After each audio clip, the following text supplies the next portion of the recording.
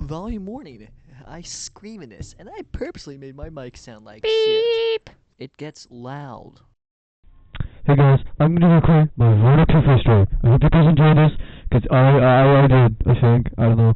So this is a guy named Daniel. He's what some people call radical dudes. He's devious. He's even more of a menace than Dennis. And that is hard to be considering how much of a bad guy he was. Just Love some Larry or something.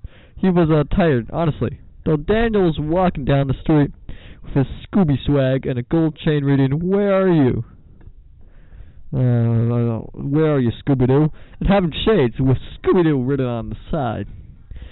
Things called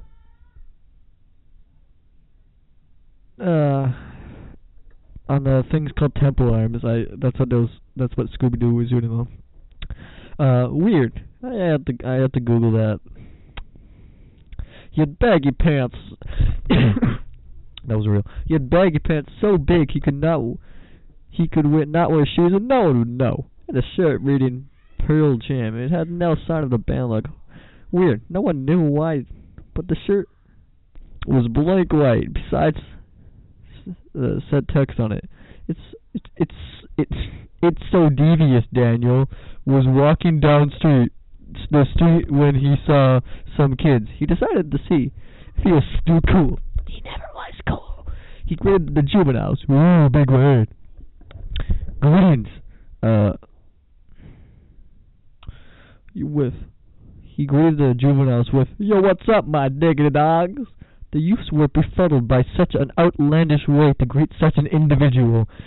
It was an asinine way to start a conversation. I'm done using fancy words now. It's a pain to write. Please end this. The kids asked, "What?" Devious Daniel was confused. It worked on the kids before. Why didn't I work on them now? He assumed the kids thought he was uncool. And you know what? They say what they say about assuming. Well, Daniel you're most likely right. So he first tried to do a backflip. He asked the bros. He failed. He failed. He fell. He broke his back. But then he fixed it. Let's give me a sec. Where am I? Oh, he said it's a kickflip. Sorry. He tried to do a kickflip. He has to borrow a skateboard. But when he tried to, he fell flat on his face in quite a cartoony manner. On the second attempt, he tried to do it again, but it was even more unrealistic. He did flip midair, then a 4-3-6. He was so unrealistic that the writer did this so no one could ever adapt it into a bad live-action remake. Yeah. So he tries to do something easier, but cooler. He tries to do a cool invisible finger magic trick, but the kids know that one. Don't fall for it.